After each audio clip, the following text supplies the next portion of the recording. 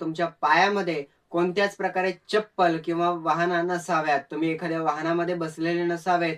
तुम्ही अंगामध्ये कोणत्याच प्रकारे फाटलेले कपडे घातलेले नसावेत आणि जमेल तेवढ्या प्रमाणामध्ये तेच दान करावं जे तुम्ही स्वतः वापरू शकाल. म्हणजेच काय, की जे धान्य तुम्ही खाऊ शकता, असंच धान्य समोरच्या एखाद्या गरजू व्यक्तीला, ब्राह्मणाला दान करा. असं धान्य दान करू नका, की जे तुम्ही स्वतःच खाणार नाहीये. असं वस्त्र दान करू नका, की जे तुम्ही स्वतःच परिधान करणार नाही. नाहीतर टेरिकॉटचं बाबा धोतर आहे, टेरिकॉटचे कपडे आहेत आणि ते एखाद्या गरजूला, एखाद्या गुरुजींना आपण दान करू. असं केल्यानंतर त्याचं तुम्हाला पुण्य नाही, पापच लागेल.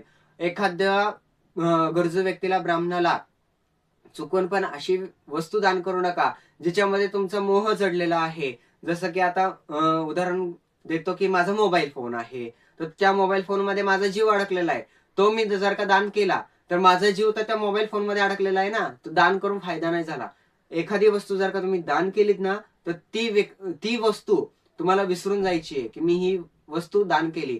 जर का तुम्ही एखादी वस्तू दान करताय, तर त्या दानाविषयी तुम्हाला तुमचे गुरु, तुमचे जे काही मार्गदर्शक आहेत ते तुमचे इष्टदेवता यांच्याविषयी यांच्या व्यतिरिक्त कोणालाही सांगायचं नाही.